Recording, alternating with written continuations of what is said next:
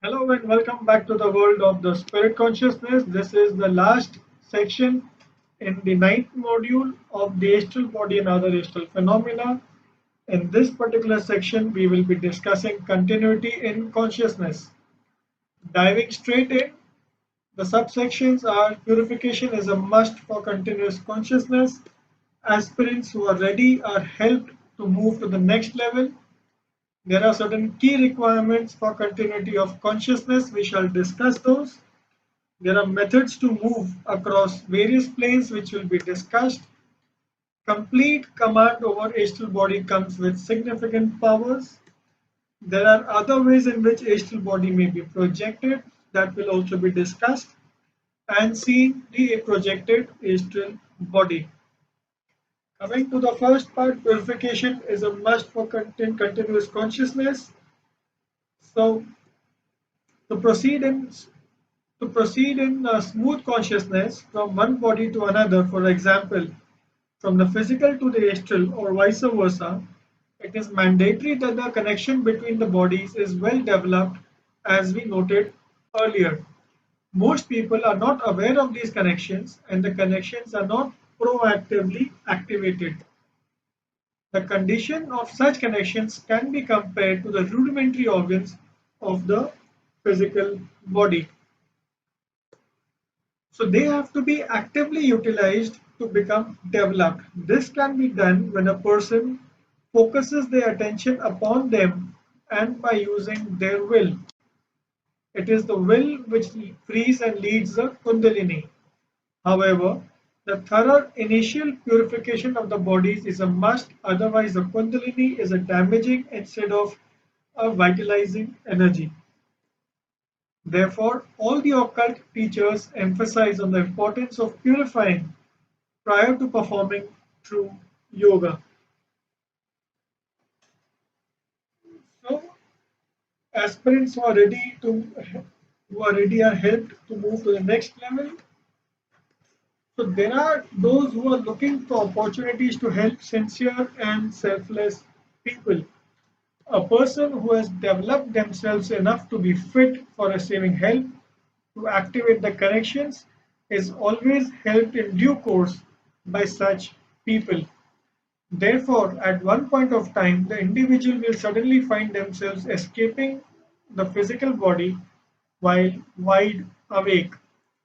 So, with uninterrupted consciousness, they will find themselves to be free.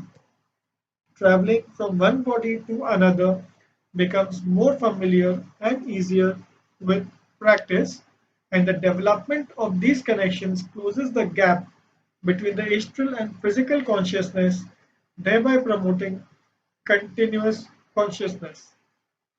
So, what are the key requirements for continuity of consciousness? So, the student must learn to accurately perceive in the astral world and correctly interpret the astral memory in the physical brain.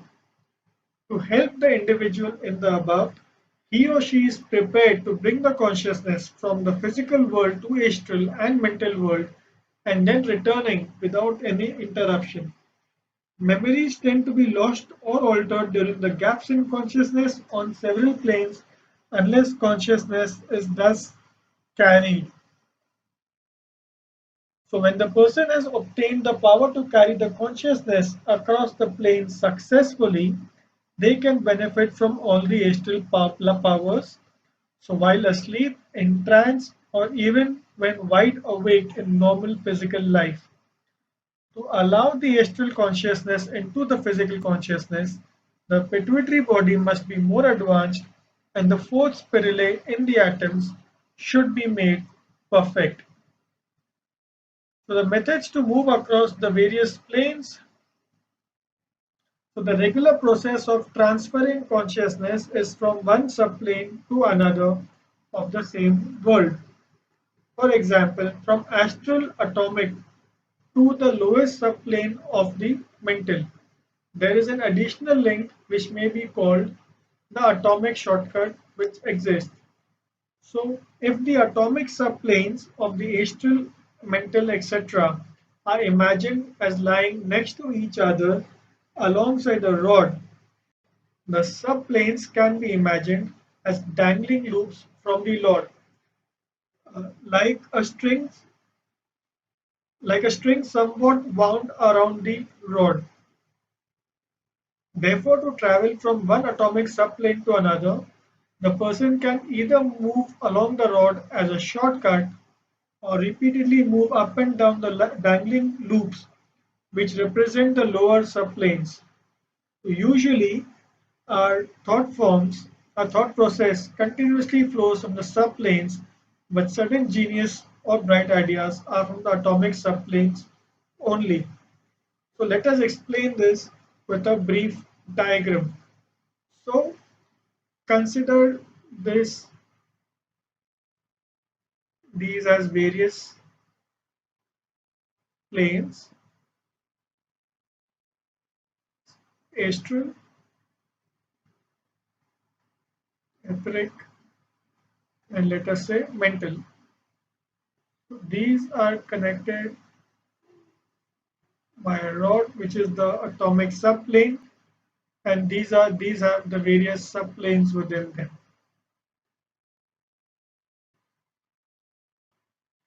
So consider that there are various loops through this. So when somebody is moving from one plane to another, in the normal course of events, one would trace this path,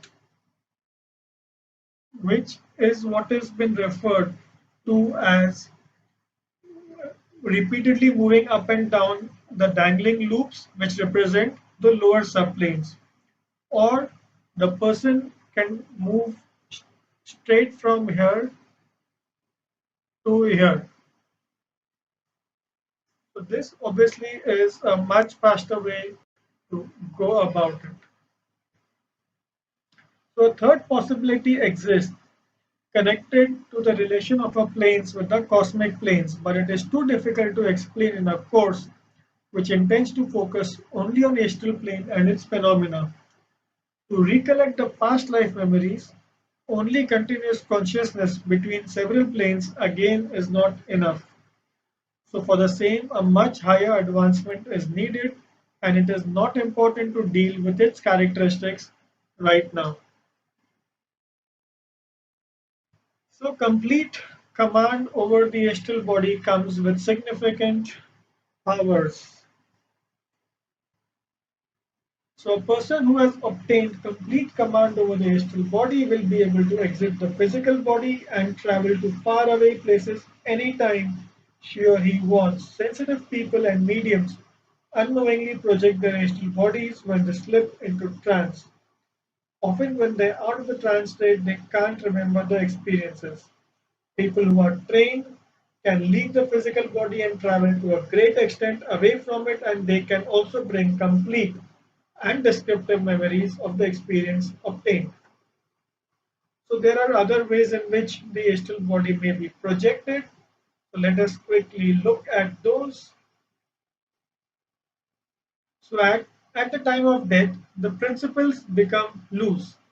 Thus, a dying person can astrally visit people, and such examples are on record. So sometimes this is something that they couldn't do even while they were alive.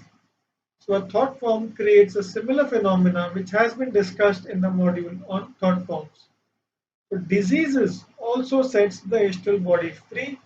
The physical body is required to be inactive to enable such astral travels. So how does one see the projected astral body?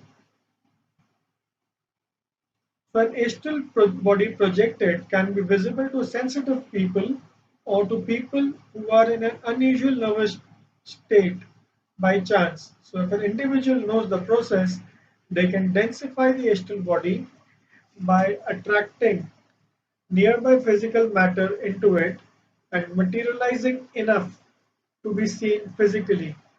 The apparitions are a result of this process.